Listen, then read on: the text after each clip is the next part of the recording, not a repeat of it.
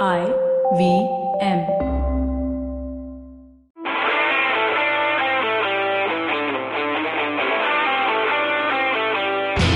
Hello and welcome to the Fantasy Football Podcast. My name is Saru. Baru is here. Why are you so excited? Dude, because we have Jaspreet online.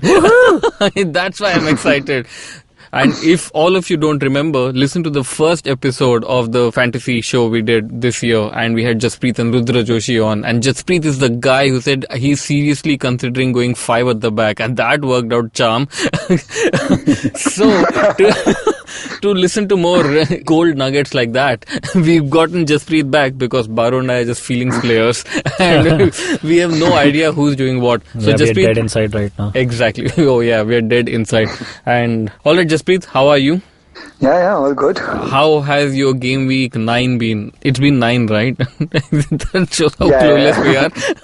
Okay, so game week 9 was surprisingly good for me. I mean, I've heard horror stories of people just like not even crossing 30. I managed to say hello to the two football podcast hosts. I was hoping, please say 24. Please say 24. He's 30. God. Yeah, 30. 24. If your entire team blanks, that's when you get 24. Yes, brother. Like, I got 25. It's literally so everybody. Yeah, so you're talking to the so right. For me, it was surprisingly good. I almost reached 50. I finished the game week on 48. Why? Like, how dare you? Like, what did you do what others haven't done? No, I think, as you mentioned at the beginning, start of the season, a lot of people thought the season is going to go quite differently. We were expecting heavy at the back defenders. I myself was considering 5 at the back and everything. But I think the point is the more quickly you learn how the season is going and adapt to it, the better. So very, very quickly in the season, I realized that, okay, you know what, the forwards this time, previous seasons we've spoken so much about midfielders. Yeah. And then last season it was all about the defenders. Start of the season was all about the defenders. But in the first 4 game weeks, we realized that the forwards are doing brilliantly this season. Like, you can name 10 forwards and all of them have scored like 4 to 5 goals already in 8 game weeks, which is quite good. Like, even the mid-priced forwards are even doing well. Tamy Abraham is the Exactly. Premier League top he scorer. was a revelation. And he's 7.7. Exactly. Yeah. And that too, like, he started at just 7. So he's taken a sharp rise, but people who caught on to him early got a lot out of him, and so many at different points. All the strikers have done well. Like, there are 10 different strikers. And when was the last time we were like, "Arey yaar, striker ka kam pad raha?" We were discussing 3-5-2. I knew people who were like 5-4-1. They were considering. They were like, "Ek forward kafi hai." But lots of forwards. So, I think what worked for me really well this season is seeing that trend early and shifting to the 3 in front as quickly as possible. Like this week also, like I got in Vardy because I saw right after the Liverpool game, Leicester have very easy fixtures. Yeah, they have an easy run, somebody right? who's been, they have a very, very good fixture list coming up. And Vardy himself is like quite on form. And I think, I'm correct me if I'm wrong in this, but like since the time Brendan Rodgers has come to Premier League, Vardy is amongst the top 3 FPL point getters since the time Brendan Rodgers has taken over Leicester City. So Vardy since you really done well under you him. ask us to correct you, we will tell you. We feel since Brendan Rodgers has come in, Vardy is in the top 3 point getters of FPL. That's our feeling as well. Okay. All right, but okay. Yeah, so there's one question I related jumped to on what him this week. It worked out well for me. Yeah, so there's one question from Rajat Gurraj, who listens to our podcast quite regularly, and so he's given a question saying that thanks to Richard's suggestion, Richard was on the last week's episode. He selected Rico, and Rico gave him a good 8 points. So he said the question for the fantasy episode is there a case for making a defender a captain instead of strikers who might or might not score? So is there? See, there is always a case, but is it a good case? That's the point. Because I feel one thing when you want to do... Ravi Shastri's in the house. Forget the case. Forget the case. Forget the pitch. 20 goals. Forget the case. All right. Please, you were trying to give an I think answer. with the captain, it's not just about what they'll get minimum, but also what their ceiling is, right? Like at the end of the day, a striker or a high-priced midfielder will always have a bigger ceiling than a defender. So, There'll only be like 1 or 2 game weeks where a defender will reach more than 15 points. Like, it's very rare for a defender to reach that 15-point threshold. Whereas we've seen in the past, 1 goal, 1 assist, 1 clean sheet, या साथ में 1 goal भी हो जाता है, 3 bonus भी हो जाते हैं, 10 point midfielders के लिए easy हो जाता है.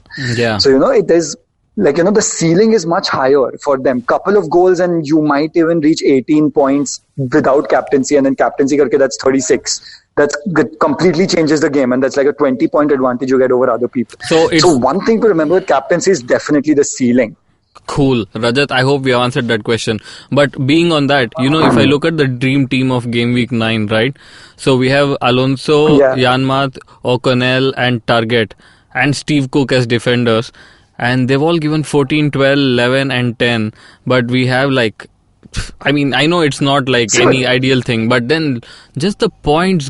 Alonso scored 1 goal and a clean sheet. It was such a freak game week, right? Because the average score at the end of the game week was what? It was around 30, 34, I think. Really? Something around that. 37. Yeah, 37. Yeah, sorry, 37. I think after Monday it became 37. So that's still quite low. And when you're going to have low scoring, there are going to be 3 or 4 players. It just happened to be that they're defenders this week. But at the end of the day, I don't know how can you reliably make somebody a captain based on that. Yeah, who would have chosen in fact, I was reading Alonso something as a captain? Yeah, no one. I was reading a very interesting article the other day, which was actually suggesting that if you keep changing your captains, you're less likely to do well compared to if you just choose one captain the entire year, who is the kind of player who's at least going to give you that 200-point season. Actually, we did have a conversation, something on the similar lines about 2-3 weeks ago. And because I had read that, trying to choose a captain is like, you don't know who's going to perform well. So you're just like pointing a finger in the dark more often than not. So just choose one guy and let him run for 8-9 game weeks and then see what changes. Yeah, unless there's a very big injury, or that there's a very difficult fixture list coming up back to back or something like that. You can just put it on one person. He's the kind of player who, if not will get the points, and just stick to it. It works out most of the times because you try to do this. Ki ye home pe hai, main isko captain karta hun. That's the guy at home. I'll captain him. But who knows, man? Sometimes you score away. These big players, they score against top 6 teams also. So a lot of times it's just you end up having that decision fatigue if nothing else. Yeah. So might as well just stick to one person and go with it. Yeah. Or sometimes some people have a very good strategy of one captain for home, 1 to away. So for example, KDB is just unbeatable at home. We've seen him right now. He's just, if you see his home record, he's just giving a lot of points constantly. So so now what I am personally trying to think of is maybe I'll just, whenever City are at home, especially for the next 8 game weeks, put it on KDB. When they're away, put it on Sterling. Have both of them. City will score 2-3 goals minimum a game. So most of the times, unless it's an exception. Yeah, that's true. But they do have that free game week once in 15 game weeks, but most of the time they will score 2. So when it's at home, put it on KDB. When it's away, put it on Sterling. You're done. Or just stick to Sterling maybe. Yeah. I think people kind of overthink a lot sometimes. Abhi usko, फिर मैं हर 2 game week में change करूँगा. FPL is more simple than that. Who are these people? Anyway, Baru, a question for you. FPL Prince on Twitter says, some people are calling Pepe a waste of money for costing 72 million pounds. They should come and see my fantasy football team. That costs 100 million and none of them can score either. Is that the same feeling you have as well? Yeah, it's my alternate account. Look at the people who have not scored this weekend, right? Kane, Tamy Abraham, Pukki, De Bruyne, Mane, Aguero, Salah, Aubameyang. Salah didn't even play, right? Yeah, Salah didn't even play. Hey, Jaspreet, do you have any idea why he didn't play? Is he injured? Or even he is injured, right? He's injured right now. He couldn't train with the team. Yeah. But he was seen in training today. Oh. So we are guessing that he will at least make the bench for the Champions League match. He might start also, but he did not train with the team, and which is why he was not rushed back for the United game. Oh, all right. Okay, Baru, who is considered the FPL god of 2019? What apart from Jaspreet? Jaspreet is local god. Deity, local deity. Yeah. He's like the Mahalakshmi temple of this whole thing. I'm talking about the god, Jesus. I don't know, like John Lundstram. Why? Lundu, yes. Yeah. So his Wikipedia page at some point yesterday was reading as Sir John David Lundstram the First is an English professional footballer who plays as a midfielder for Sheffield United and is considered an FPL god of 2019. The mighty Lundstram consistently sits on people's FPL benches raking up points. Don't be silly and bench him. Play him every week. Do you agree with that? I just need to get him in, man. Oh yeah. You were saying I have the I've Brahmastra. had Lundstram and I've had Lundstram and Rico since game week 1, and they've given me so many cheap points. I'm so happy with that. What about Leicester defenders? Soyuncu, basically. Soyuncu is nice, and I think Leicester are easy fixtures now. But though I feel like Pereira might be a better shout. He's just like, he's a little bit more expensive. Of course, he's 6.2 million. Yeah. But he's like every other game, he'll give you an assist. Every 6-7 games, he'll give you a goal also. And he'll get the clean sheet. So if you have the money, which, surprisingly this time, because so many mid-priced midfielders and forwards are doing well, you don't have to have those 3 premium, 4 premium players. So you can... and we're not even going heavy. Like the start of the season, people were like Robertson, Trent, both of them 7 million. So all that money instead, I think Pereira might be a good shout from Leicester defense. Yeah, and I think people should also consider a Sheffield defender, because Sheffield United have kept more clean sheets than Chelsea and Spurs combined after 9 game weeks. They've also done the least amount of goals conceded and even the least amount of chances conceded.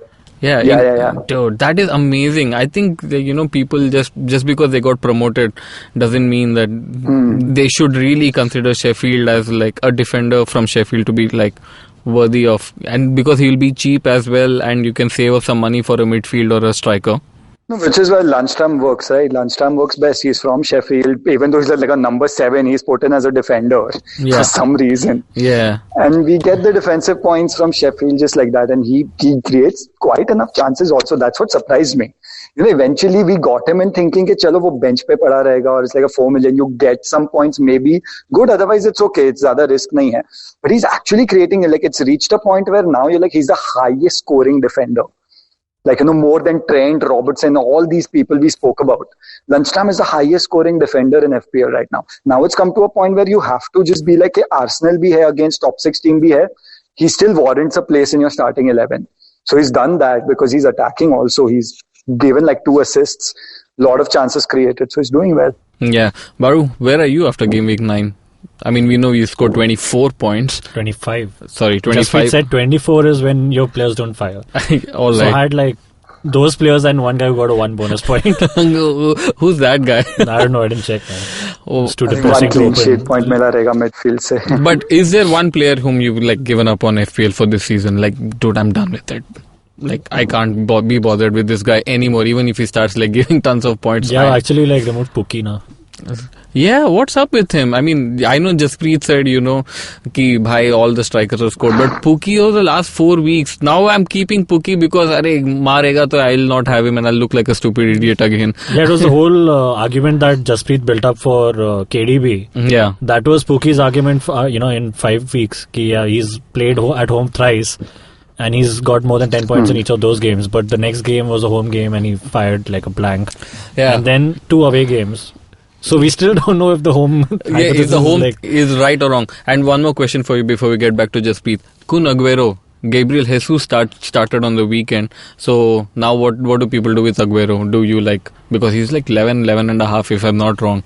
And so do you keep him in the team? Of course you keep him, man. You can't remove Aguero, I guess. Really? But if he doesn't play, you're just No, man. Dude, what does that no man mean? No, you can't. You have to keep him, or no, just get rid of him. I think you can't be so sure that you just have to keep him. I don't think Aguero is a must-have at all. I think he's great to have. Like, if you have him, okay, good for you.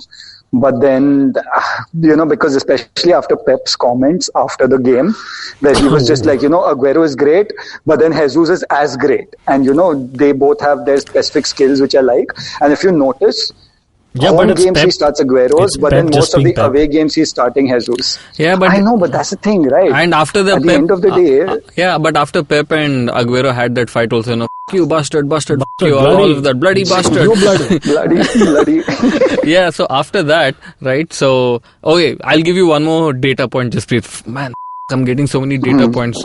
So if you go by the XG data, right, for FPL, and if you look at the top strikers, you're looking at by the XG data, not by the FPL points earned, right? So that's Aguero, Tamy Abraham, Firmino, and Callum Wilson. These are the top 4 guys, man. Yep. So, like, you know, I know.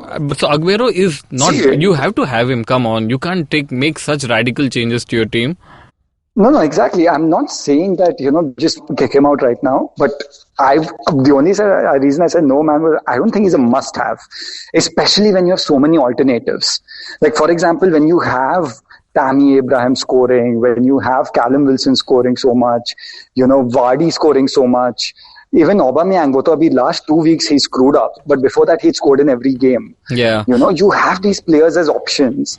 And it's just, I don't know, even like from the fun aspect of playing FPL, if your player plays and blanks, like, okay, fine. But if he doesn't play at all, for some reason, it's just much worse. This is like a dialogue from Skulls and Roses. What are you saying? In my head, it's just like he didn't even start. Oh, that way. So like, right. I don't know, like, it's just like, and as I said, he's not a must-have. He's a great to have. See, like, for example, now they're back-to-back home games. I think it's Aston Villa and Southampton. So, I think one of them, I'm pretty sure he's going to fire a lot. But it is very much possible that the other match he doesn't even play.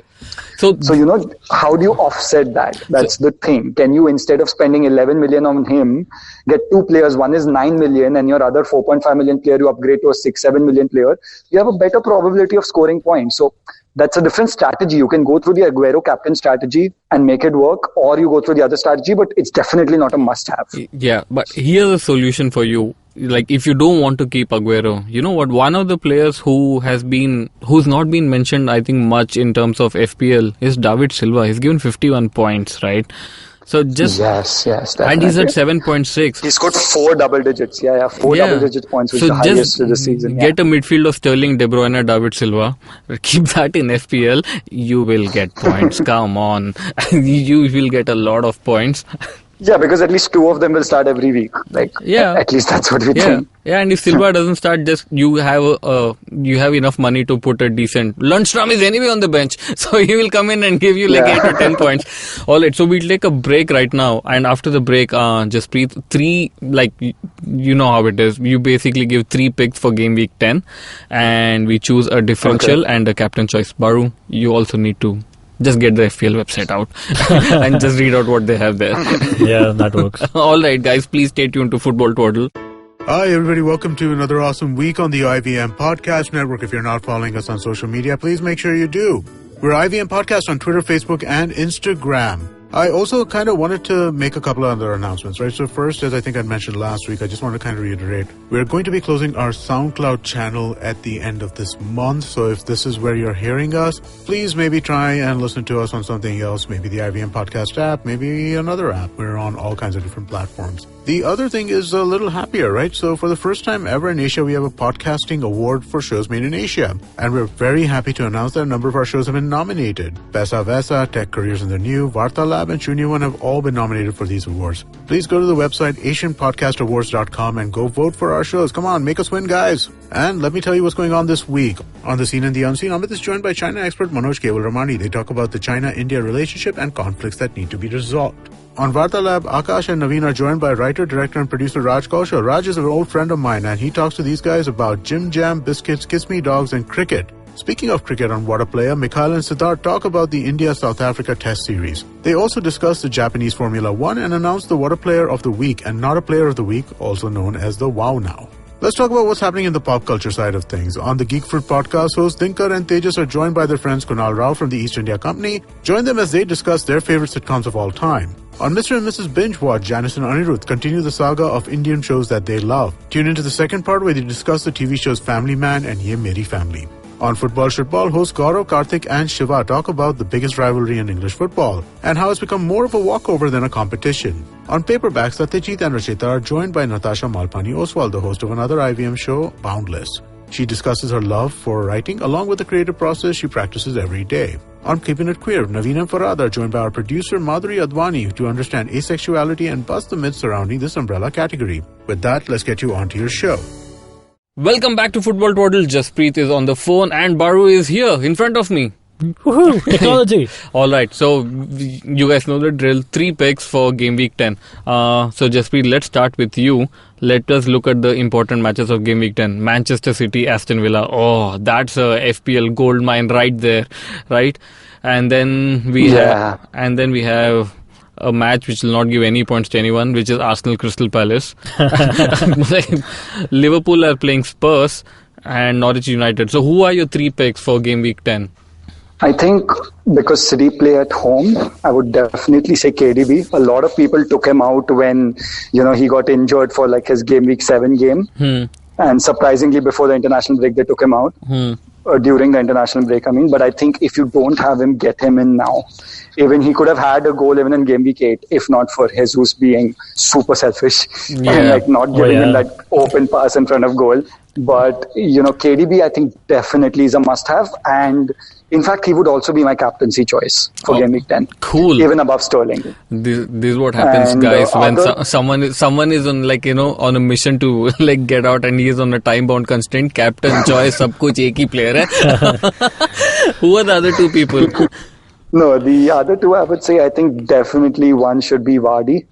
He's somebody who's been taking in points slowly, which people have, because his ownership is still quite low. He's still around 15%. Yeah, the highest owned striker is Tamy Abraham in Premier League. But Chelsea play Burnley away this week, which is kind of a little tough. Burnley are still good at defensive displays at home. I think at this point, anyways, everybody owns Tammy. Yeah. So if we're talking about differential picks, then Vardy will be one of them. Vardy is probably one of them. Vardy is definitely one of them. KDB for those who don't have him or who just took him out, maybe for them. And who's the third differential pick? Yeah. How about a United defender? Would be Martial. Oh, God. I think Martial could be one because I know. See, maybe it's my bias. I'm a United fan, but he's just come back. United looked much better with him in their team. He plays a number 9. He's quite cheap. At what, 7.2, 7.3? Yeah. For a midfielder, that's still quite cheap. And I still think he can. United have good fixtures now. They play Norwich now. Yeah. Who've been very atrocious in the recent weeks. Yeah. They did keep a clean sheet against Bournemouth, but still, who can't keep a clean sheet against Bournemouth? No, they're quite good at attack. Still, I think if you're asking for a differential, no, I think Martial is differential enough. Probably 4 people in the world have him. So which Silva would you rather go for? What do you mean? So while we get Jaspreet back, what do you mean? Which Silva would I rather go for? David or Bernardo? I don't know. David Silva has given 51 points, more than Bernardo Silva. So just by that one data point, Baru, I think we should just get in David Silva, right? Wait, what? I said by that one data point that David Silva has given more points than Bernardo Silva. We should just get in David Silva. Yeah. So who are your 3 picks, man? So Martial is one of them. Yeah, that's not bad. Jaspreet, is there? Yeah. Last question. Baru had a question. David Silva or Bernardo Silva? David Silva. See, I look knew at the joy on your face. I knew the answer. All right, Jaspreet, thanks a lot for coming in. We know you have to run, so we won't keep you holding for longer. Take care, man. Thanks, Lord. Always a pleasure. Yeah. Bye. चल भाई बारू, तू अपना बता दे 3 picks. Oh yeah, so I actually looking at, since Jaspreet mentioned that Leicester have such good fixtures, I'll get 2 Leicester City players in. Okay. Yeah, I'll get Wadi. Yeah. And Pereira. Yeah. Pereira, really? Yeah. Oh. And my 3rd pick is De Bruyne. I didn't have in my side. That's okay. We don't have all the good ones in our side. So yeah, De Bruyne. But I'm telling you, Watford is playing Bournemouth. Deulofeu. You should probably look at him. I was just looking at the fantasy website and they've listed him as a differential. So people should do a little research on Deulofeu. I think he will come good. And who's your captaincy pick, by the way? My captaincy pick is going to be De Bruyne. Dude, at least, please, for the sake of the podcast, say some other name. Fine. You're not doing Jamie me a Vardy. Fine. Oh God. All right. So we've given out a lot of names, guys. So please go through it, and we hope we've answered some of the questions in your mind. Before we go, I need to, we need to basically tell you about this whole thing we are having, which is a contest, and which is our own Fantasy Premier League thing. So we will put it out on Twitter, but please, the August winners are Kumar Kanau, Sivaram Parmeswaran, and Mukesh Madhav. Please send in the details we've asked of you, because your gifts are still pending with us. And the September winners Is it me? No, you're not. There's only one guy, Sorish Sarkar, 217. This guy Mukesh Madhav is third. He's just like killing it everywhere, every month. But yeah, Sorish Sarkar, please again send in your details. And October, Nitish Mahajan, our dear friend Nitish Mahajan, is leading the thing with Sorish Sarkar at a close second. So yeah, so please, all of you winners, please send in the details we ask of you soon enough so that you can get your monthly prizes. On that note, Bye. yeah, and please follow us on Twitter, Facebook and Instagram. Footy Twaddle on Twitter, and Facebook and Instagram is Football Twaddle. Yeah. It's not Football Twaddle or Football Twaddle. Yeah, on please, Twitter. On Twitter. If you're messaging us at Football Twaddle and you're not seeing a response, If you think that we have a lot of followers on Twitter, you're looking at the wrong account. oh yeah, That's Football. Football Twaddle has a lot of followers, so just figure it out and at the rate. But that account retweeted our tweet, like our episode 2 weeks back, so I think that's all right. We should actually talk to him and say, you know what, just like get on with it. We'll Yeah. pay you money, which Anupama gives us. He's using our image rights, man. Yeah, We've got our man. faces on his cover photo. Yeah. All right, take care, guys. Bye-bye. Have a happy game week 10. Okay, wow. Is that the number we're looking at right now? I don't know, you could have said Happy Diwali or something. Oh, yes. Wish you guys a happy Diwali. We don't even know if you're recording an episode next week. Hopefully we are. I think we should be. Yeah. But no, there are bigger things to wish people. Happy Game Week 10, guys! Woohoo! Yeah, correct. Okay, bye-bye.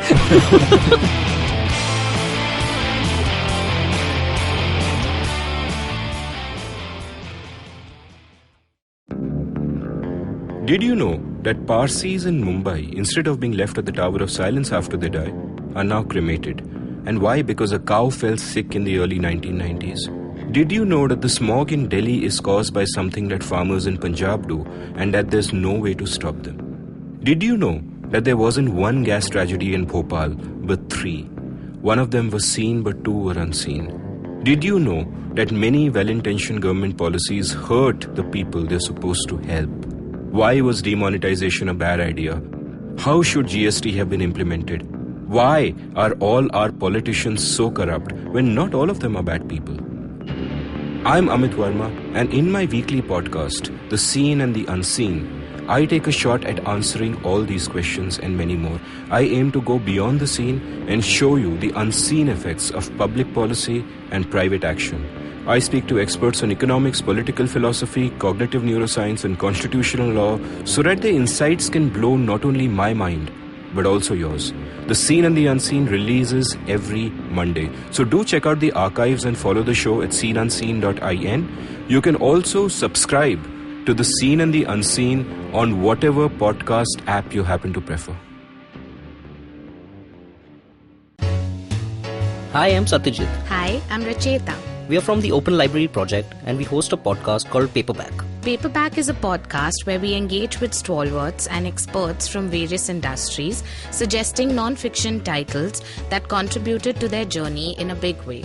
We've had guests like Anjali Raina, Dr. Marcus Rani, Dr. Swati Lodha, Ambi Parmeswaran, Apurva Damani, and many more on our show Paperback. Find new episodes every Wednesday on IVM Podcast app, website, or wherever you listen to podcasts.